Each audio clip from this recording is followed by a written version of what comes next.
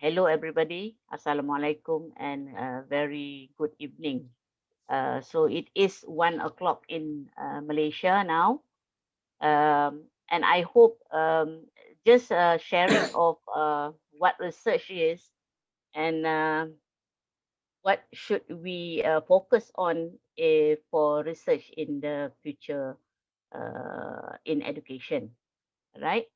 I would like to share with you a bit on Malaysia also, my university, and my presentation is more of sharing with you what I've done a bit, and then a bit on what focus that we should go into. Okay. Okay, I hope you can see this. Yes, ma'am. All right. Yes. Okay, nah? All right. Okay. So my session today is about future research among scholars in education, researching that matters, meaning that whatever we are going to research on, it is always something that we feel that it matters. But what kind of research should we venture into in the future? Should have a focus and looking at the trend uh, in today's development. Okay, so I start now. A bit on my university.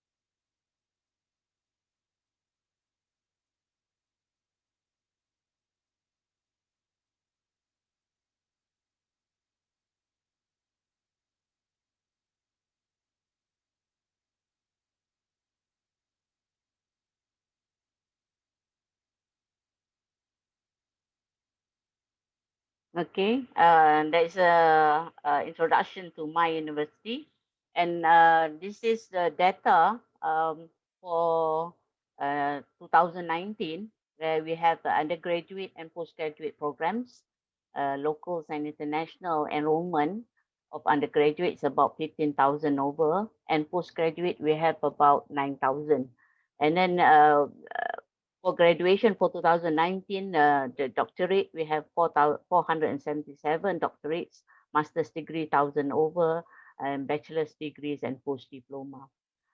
So in we stress on publication and intellectual property, and the publication is from our research activities. And in our KPI, a key performance indicator, we only uh, measure those publication in the Web of Science and Scopus. Other than that, is just as an additional for our KPI. So as lecturers here, we must work hard. And then the papers are jointly published with our students. Okay. We have made to the top 10 best universities in Asia in 2021, and we were climbing up from 2018 at the 24th ranking, and now we are on the 9th. And then for Faculty of Education, we have moved up among the top 100 in the world, and in Malaysia, we are the best Faculty of Education. Okay, and the next video is about my faculty. Okay, just bear with me.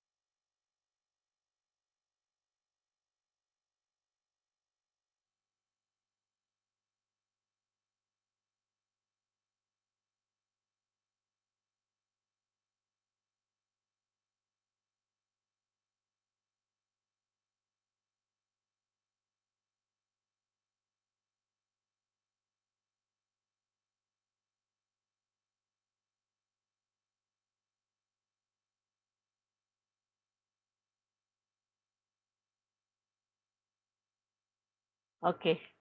So that's an introduction to my university and to my faculty, and I hope that whoever feels that they are interested to further their studies here, or even do a fellow postdoc or fellowship here, we do encourage. But the for postdoc and also fellowship, they will look at the publication, and those with high standards of publication will be uh, able to join here. Okay, usually we look at the publication in WOS and ISI. Okay, so back into to the topic for today is research in the future for in education. Um, Whatever we do for postgraduate studies, regardless of any domain or any field, uh, we do research. Uh, Especially, we must know what is research. Okay, so research is involves systematic investigation designed to develop or contribute to generalized knowledge. Okay, it's a systematic endeavor, and the result of findings that we get from there, and the new knowledge that we come up from our research is shared with the rest of the educational community and add to the existing knowledge. If it does not do this, then our research is not seen as contributing to the knowledge that we have now, and it serves as evidence to form additional question that can be investigated. So whenever we want to do new research, we always look at previous research before that. So maybe the area that we want to do the research, um, we must look at the gaps that has not been done, or you want to expand the research that has been done before. Okay, so researchers are constantly trying to find new way to understand the world and how things work, with the ultimate goal of improving our life. So when we start a research, definitely we plan to use the findings of the research to help us to move further, to improve our life, to solve a problem, and so on. Okay, but doing research is very demanding and is laborious work. But if you are happy and you are connected and you are interested in whatever you do, then uh, you will find research is very satisfying. Uh, you can look to the future. You have the drive to grow, and you do research actually out of curiosity. But we always tell our students, when you want to do a research, first of all, you must have in mind a problem. Okay. In research, it is dynamic. Okay. So research has evolved along the way from the 1980s towards 2010, whereby um, the approaches to research is evolving. From 1850s, we start with survey questionnaires. Now also we do survey questionnaires, but the way we distribute the questionnaires might be different. Now in the pandemic, we always use the Google Forms and whatnot. Okay, and then the paradigm of research also. Uh, Before this, we are very segregated, very distinctive about doing qualitative studies and doing quantitative studies. Now, more and more researchers are doing the mixed method. Okay, the mixed method meaning that they support each other. So either you use it as a triangulation, or you use the mixed method to you start with the quantitative and then you further expand with the qualitative, or you start with the qualitative and you further expand with the quantitative. And then the quantitative methods also, we don't back in the 80s or 70s or 90s. My PhD was in 2004. Um, it was very, very quite different from now. Okay. Um, the analysis of quantitative and qualitative research differ. Okay, now we go for a very sophisticated and uh, um, up to upper standard of the analysis. We don't usually do any more of the percentage on descriptive analysis. We go for something like SAM, structure equation modeling. We go for ISM, and then we go for PLS and so on. So our PhD students, we always encourage them to do uh, this type of analysis. Even for qualitative, which is I am more towards the qualitative. Okay, we really ask the student to find um, research that they can delve deeper into the understanding of uh, whatever field that they want to do. So, okay. So if you look at this is in education. There are a lot of domains and discipline that we want to do. We can do for the school, we can do for students, we can do for administrator, we can do teachers, we can do community. And then the thing that we can do is you can look at the environment of the school, you can look at the culture of the, you can look at the interaction in the school, you can look at the organization, depending on the field of study. For mine is science education. So maybe for the school environment, I will look at the culture of science learning among the student, the interaction while they are discussing to do things in class, um, in science learning. Okay, for students, maybe you want to look at the learning, the skills, literacy, and on the psychology with which encompass the self-esteem, self-efficacy, and so on. Okay, so you can look also at the administrators.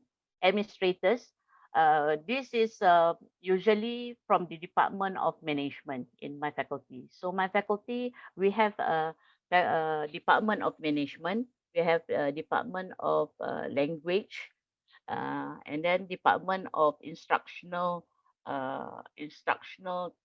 Technology and Curriculum, and then we have Maths and Science Education. The other one would be on the psychology, the counseling and psychology and preschools. Okay, so usually in education, these are the things that we look for. The area that we do our research on schools, on students, on administrators, on teachers, on the community, and then we scrutinize it deeper into what are the specific focus of your study. Maybe you want to look at the students on their learning. And learning, we have a lot of types of learning that you want to see. Maybe you want to see the learning style, you want to see the retention of learning, you want to see how they uh, they absorb their learning, or maybe you want to look at their skills, their inquiry skills, their researching skills, their numeracy skills, their science process skill, maybe their practical skills, and so on. Same with literacy, same with psychology, administrator also, and teachers also. So the one outside of the bubble here, the engagement, technology, creativity, neuroscience, that would be your variables that you want to look into. But all this will give you, at the end of your research, they will give you something to contribute to the uh, um, education field. And it must be something that is beneficial and of great value. And this new knowledge eventually will be used to solve problem. So the heart of the research must be, there must be a problem. When I started my postgraduate, when I did my PhD, I always ask my lecturer, okay, I want to do this. So she will, my supervisor will say, what is your problem? Back then, I was like, why do you have to need a problem? I just want to know whatever that I want to know. So why can't I do my research on this? But she says that you need a problem, because if you have no problem, why do you want to do that research? Okay, so they must have a value on whatever that you are doing. Okay, so my students, I always ask them, whatever before I start agreeing to their title of their research, I will always ask them, okay, what is your problem? Okay, they will say they will say about their problem. Okay, and then how do you know it is a problem? So they have to convince me whether the thing that they have said is really a problem. Is there a gap in the knowledge that have been done before, and then they want to expand further or to find new knowledge in that particular research? So this should be the approach that uh, you must have as lecturers and also as students, to look for something that has not been done before, or something that has not been done exhaustively, or something that they have done but missed out a few of the variables that has been forgotten, which they find that might not be of value at that time, but you feel that okay, when you read uh, in the literature, it is of value. Okay, and then only you can proceed. All right. A bit of this still disturbance there. Okay, to do research, you have to have a problem. You must find the problem. Okay, but looking for the problem is no problem. Okay, but to give evidence that this is actually um, a genuine problem and it should be addressed. Maybe there is a problem, but when you do your literature review, you see that the problem has been solved before. So there is no point of you doing it again and again and again. Okay. So I have experience examining PhD thesis um, in Malaysia, in India. I've got a lot of from India, which I find that is the way they write is very, very different from our way of writing, which I am quite curious. Why is it so? The establishment of the problem was not quite emphasized in the thesis. Therefore, I feel that if you don't have a genuine problem or well-established problem, why do you want to do the research? Okay, to think about. Okay, and the purpose of doing a research is definitely you want to find the solution. The solution might be an idea, might be um, an insight into whatever that the research gives you, so that you understand more about the phenomena, or you understand more about the problem, so that you can look for the solution for that particular problem. Okay, so your research might not give the direct solution to the problem. It might give you um, the knowledge or the understanding of the problem itself, or it might also give you the solution of the problem. So it varies depending on the research that you are doing. Okay. So theories. All right. So theories is very, very important in research, which I see that mostly all research, they state down the theories. But actually, what is the use of the theory in a research?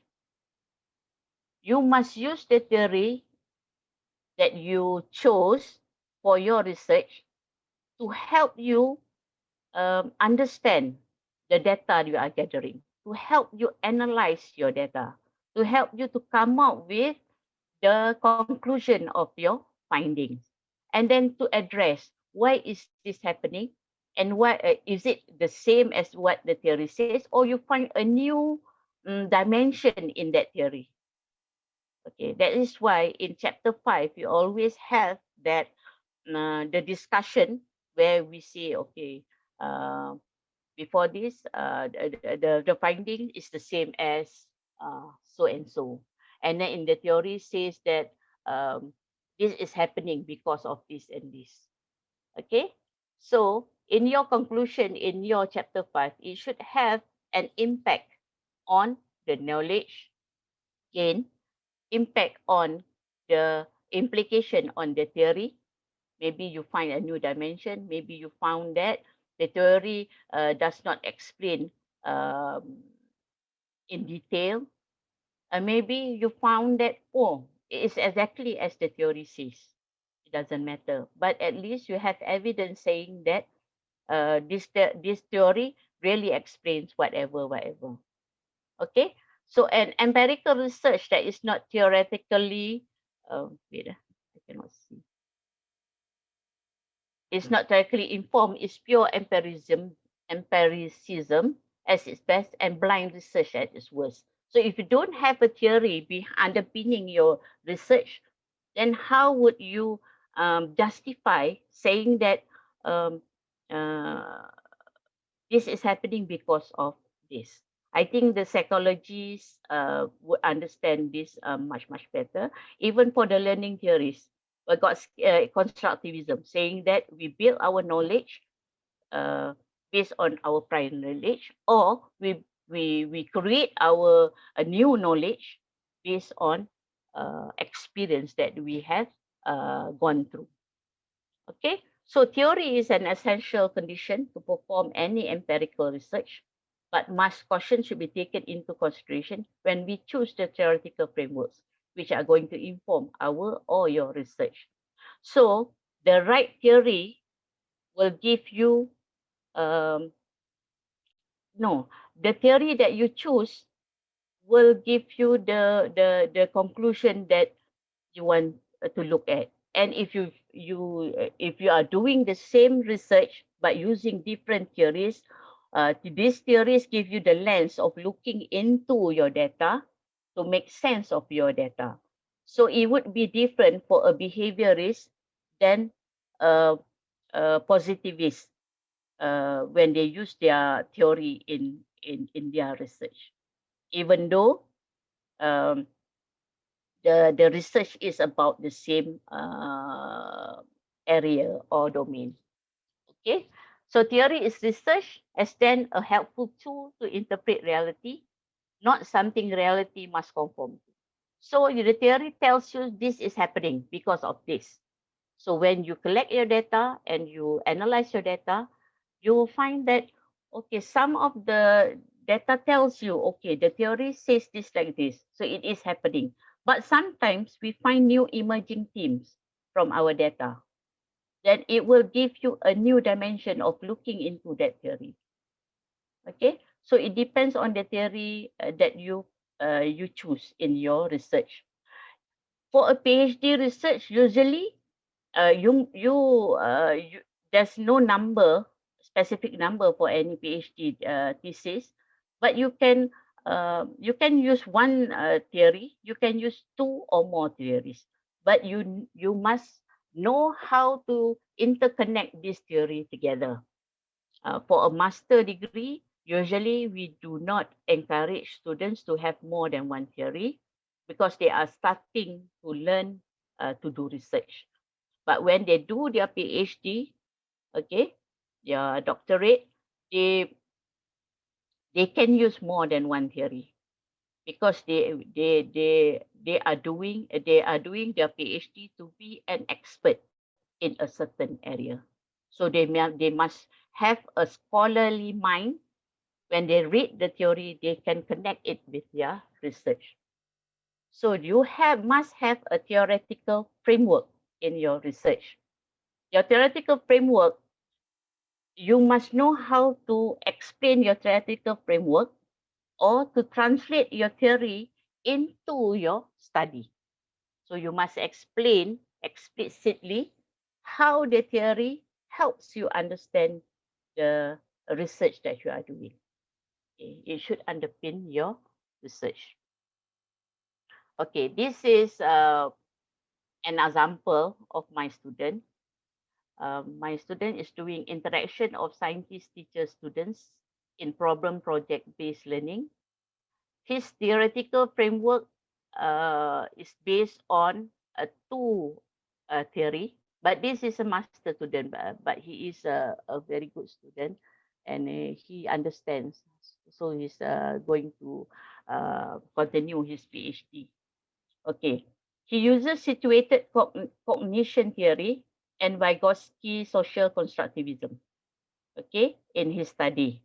So he's looking at the interaction of scientists, teacher, students, collaboration while doing a problem project-based learning.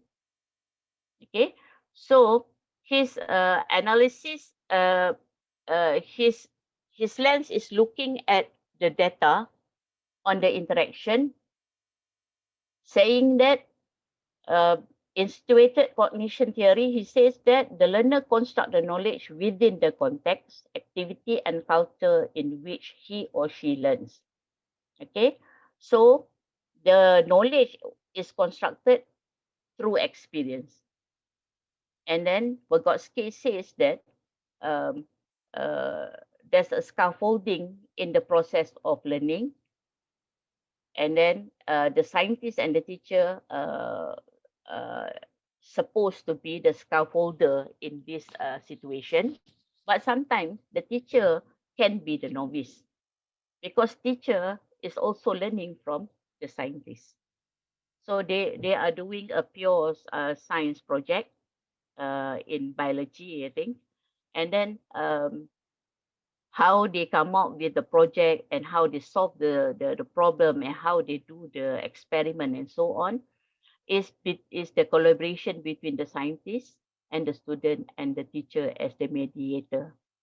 And then my student look at how they interact to get the knowledge uh, from the scientist or from the teacher and scientist.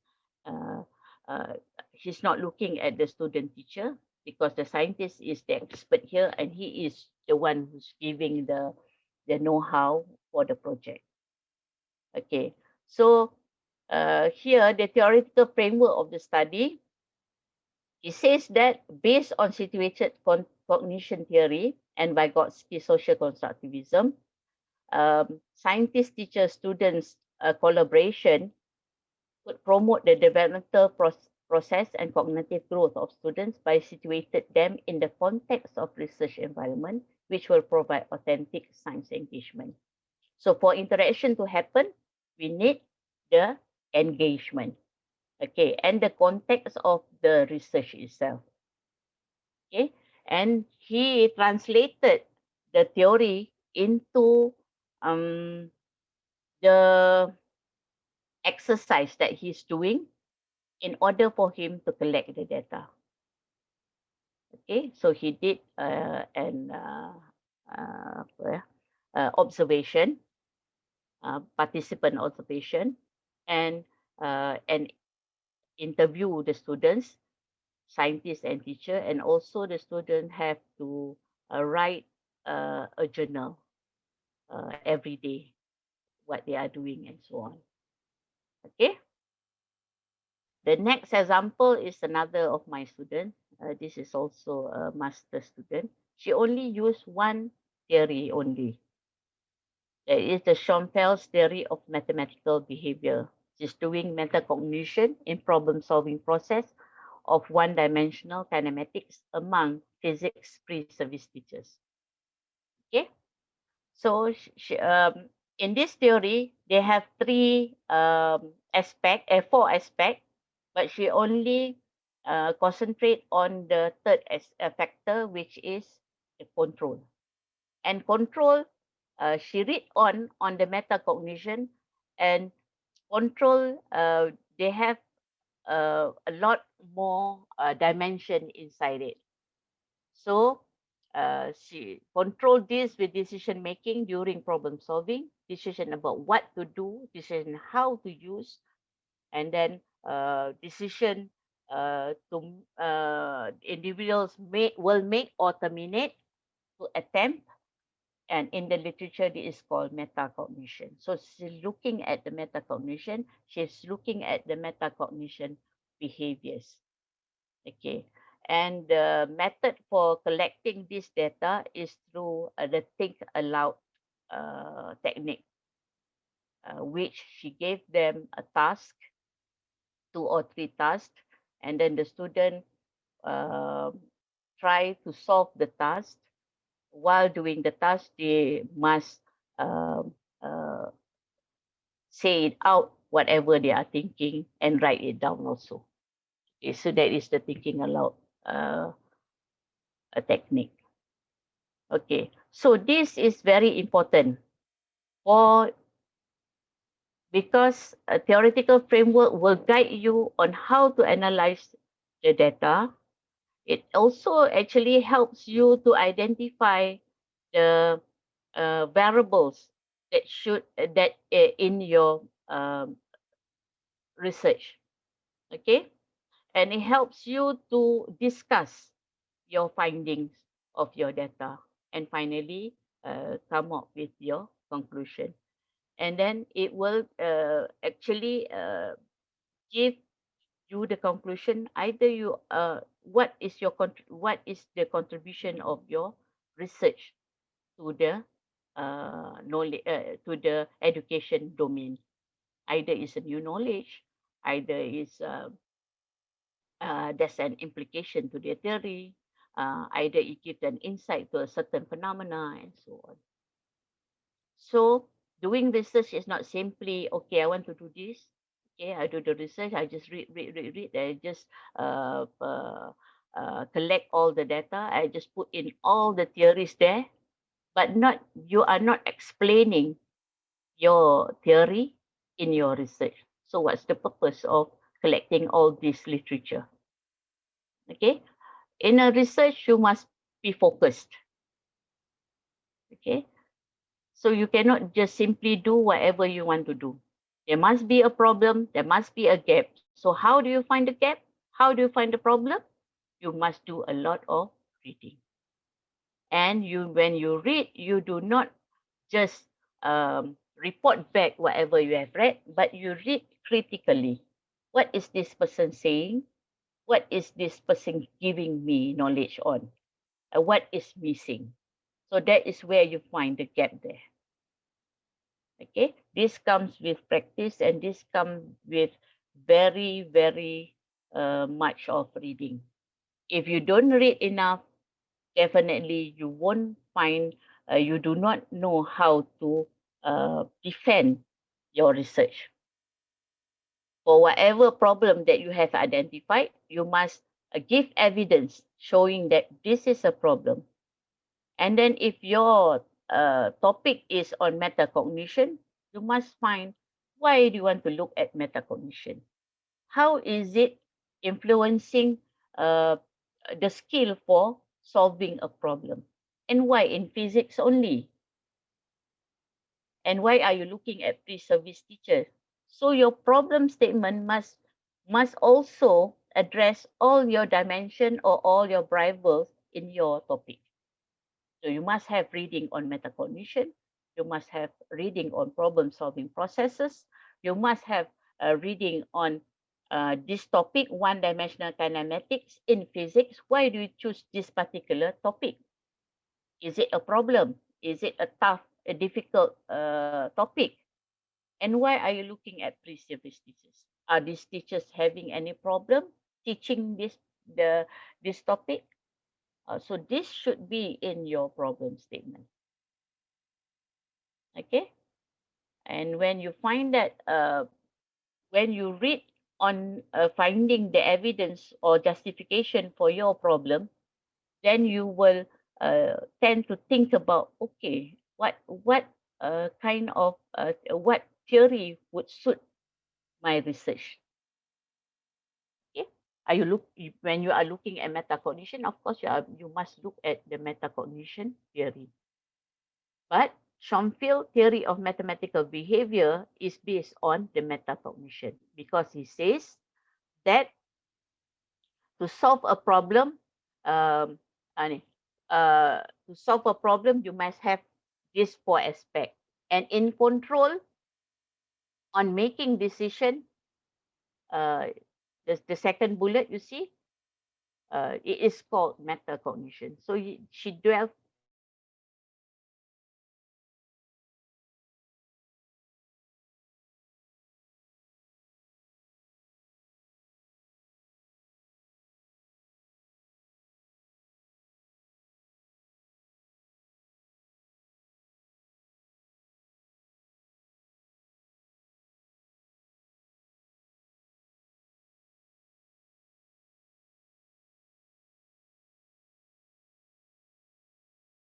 looking at the how of people uh, learning, okay, on the use of technology in learning.